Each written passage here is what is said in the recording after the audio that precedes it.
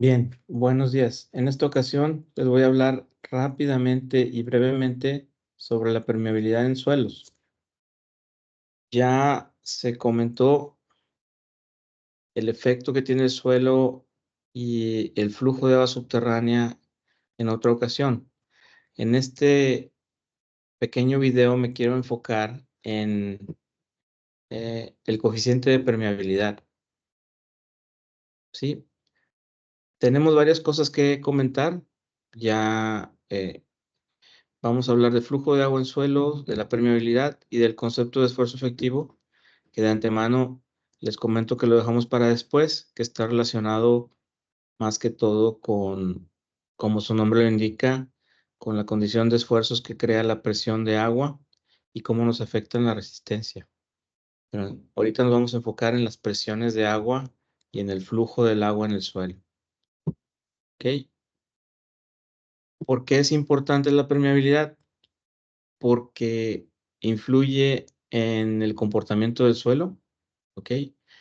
Si consideramos el suelo saturado, entonces ese flujo de agua causa un cambio de volumen, genera una presión y se debe de considerar como un elemento dentro del diseño, tanto de estructuras de tierra como en el diseño estructural, ¿sí? Igual si lo vamos a utilizar como filtro o como dren, tenemos que tener una noción del coeficiente de permeabilidad de los materiales que estamos usando para ver si son adecuados para ese efecto. Bien, para considerar cuál es el fundamento del efecto del agua en el suelo, utilizamos fórmulas de hidráulica. ¿Ok?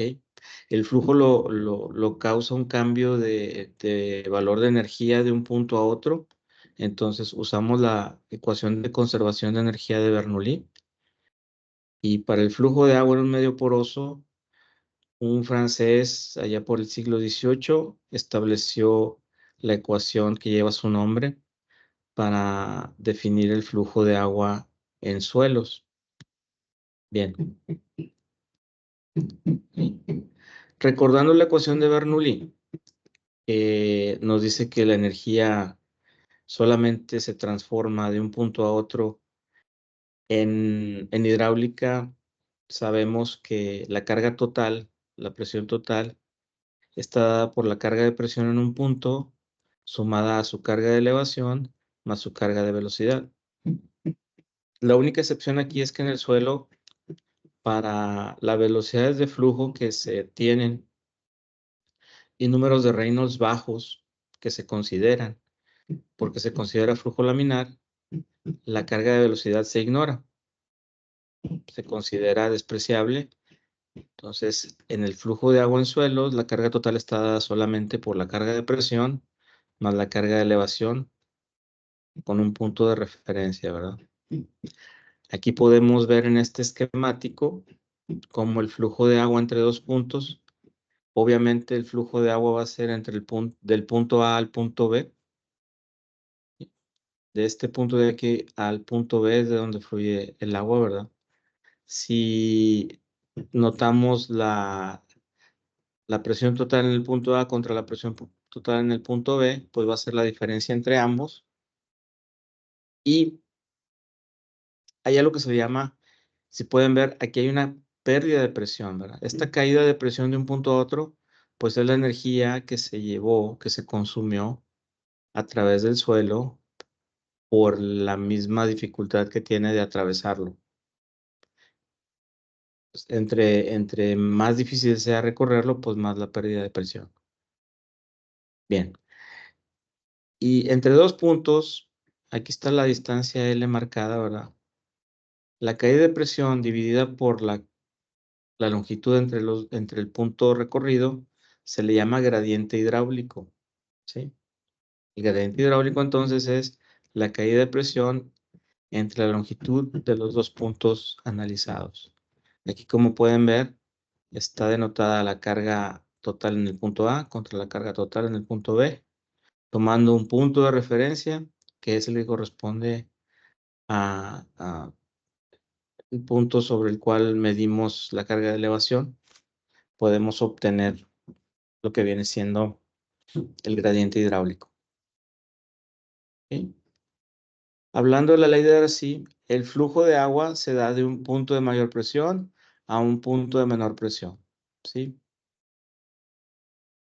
Esto es lógico, obvio y evidente, ¿sí? Comentaba en sesiones anteriores en clase, si excavamos aquí, por ejemplo, ¿verdad? Pues nos vamos a encontrar el nivel de aguas freáticas por aquí, ¿verdad? No va a ser ninguna sorpresa. Y tendremos que efectuar algún tipo de bombeo de desagüe para que no nos afecte en nuestra construcción, ¿verdad? Muy bien. Pues la ley de Darcy es la que rige el flujo a través del suelo, ¿verdad? De un punto de alta presión a un punto de menor presión. Como pueden ver aquí en estos esquemitas de aquí, no importa qué orientación tenga el tubo, siempre y cuando, si en un lugar tengo más presión que en otro, es para donde va a fluir el agua, ¿verdad? Ok. Como les comentaba, eh, está hecho para un medio continuo. La ley es válida para todo tipo de suelos, tanto gruesos como finos, con la excepción de que se rompa el que el número de reinos sea muy grande, la velocidad muy alta, entonces ya no es válida la ley de Darcy. Ya se tienen que tomar otro tipo de mediciones para ver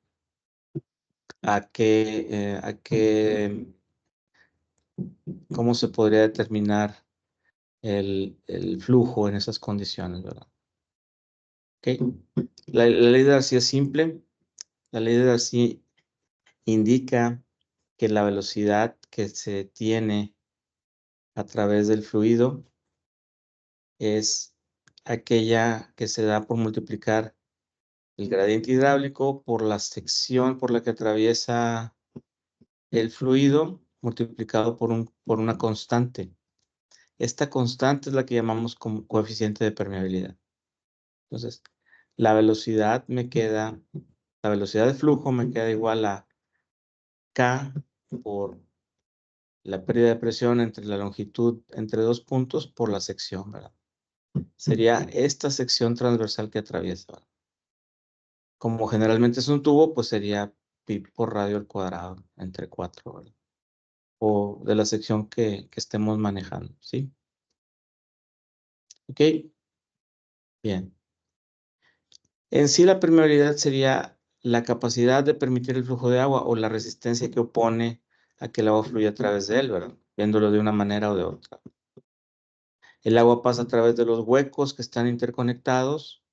Entonces, volvemos a comentar o comento aquí, ¿verdad? Que no será lo mismo que tengamos un suelo con partículas muy gruesas, ya que en un suelo con partículas muy gruesas el agua fluye más libremente de un punto a otro, que si tenemos un suelo fino, que aquí me voy a ahorrar el tener que hacer muchos puntitos, ¿verdad?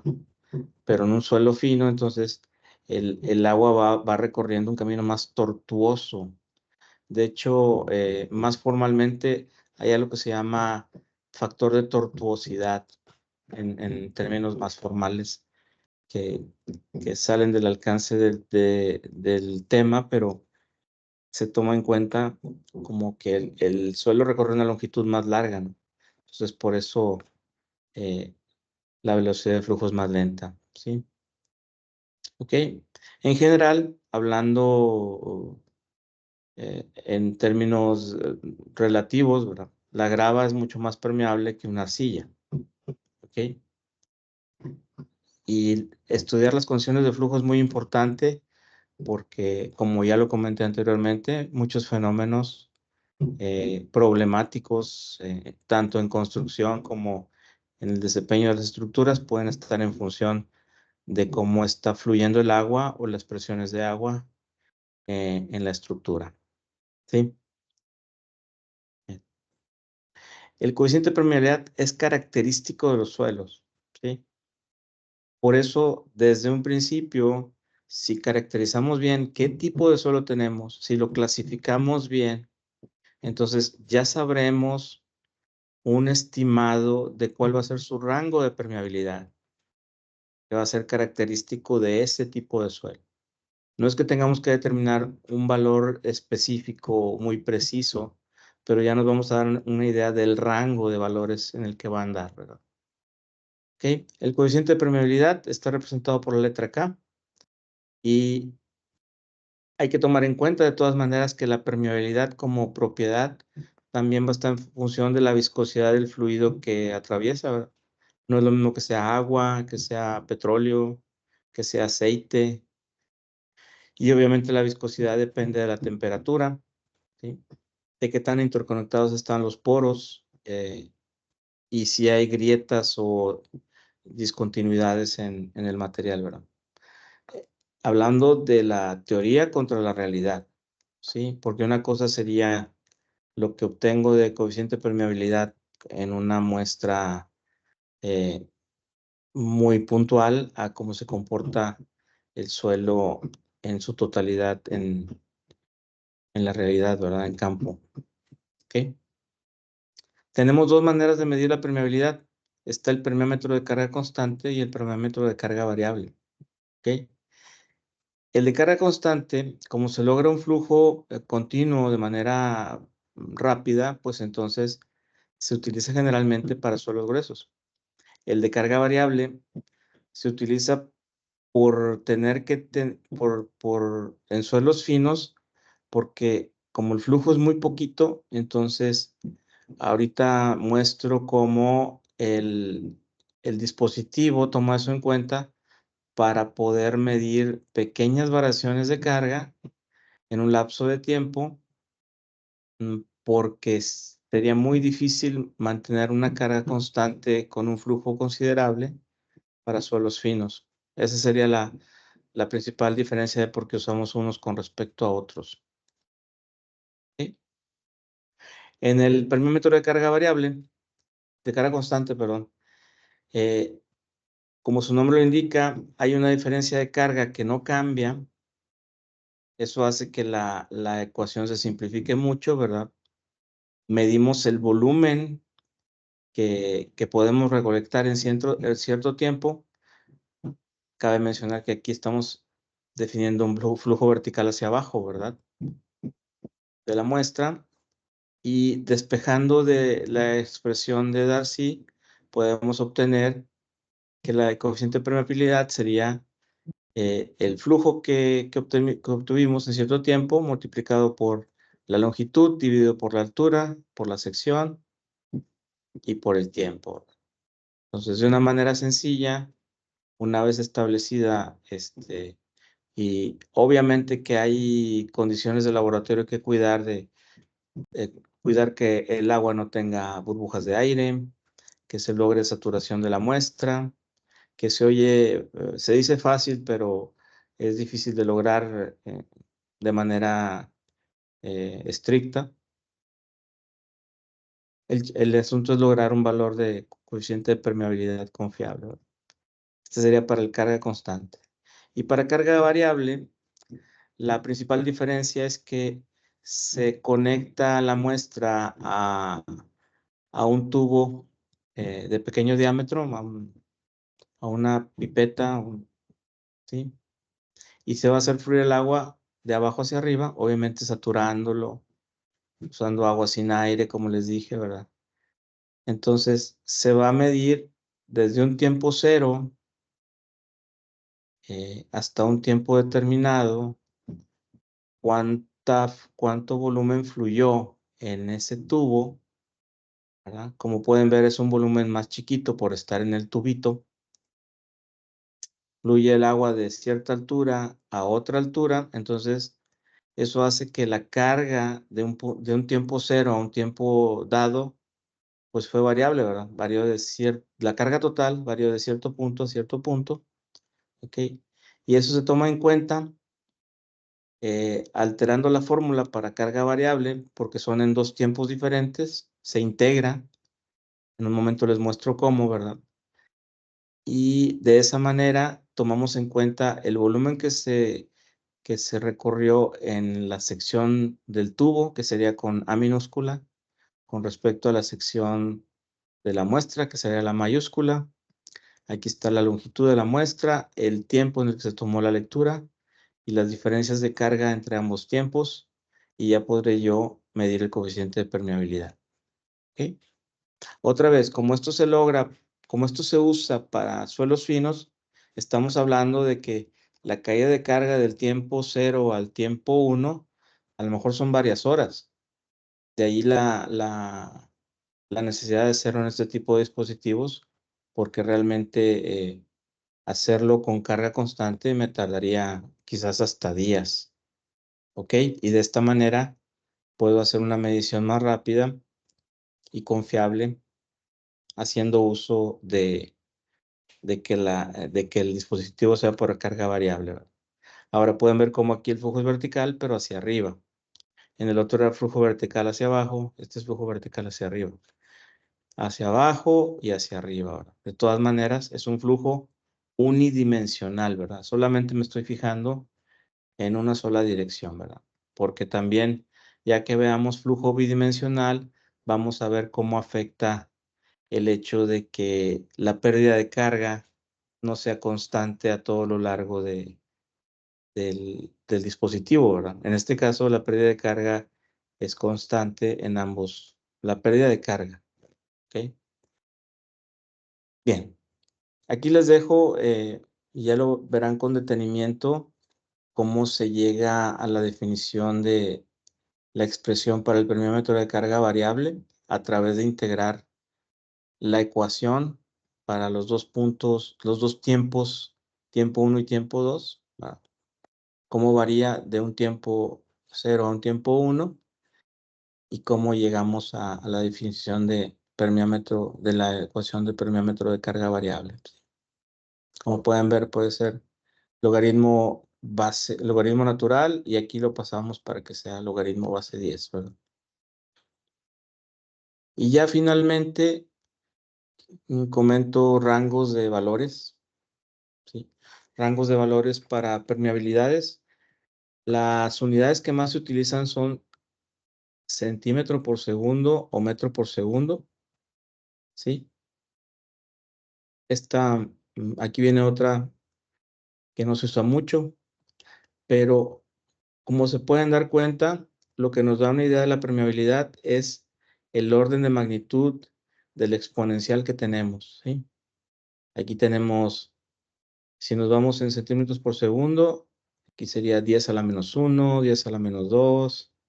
Entonces, fíjense cómo arenas, gravas y limos andan como por aquí, ¿sí?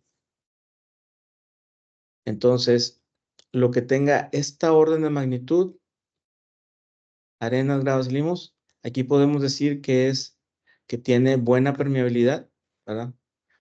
O que es de muy permeable a permeable, ¿verdad? Toda esta zona de valores, ¿ok?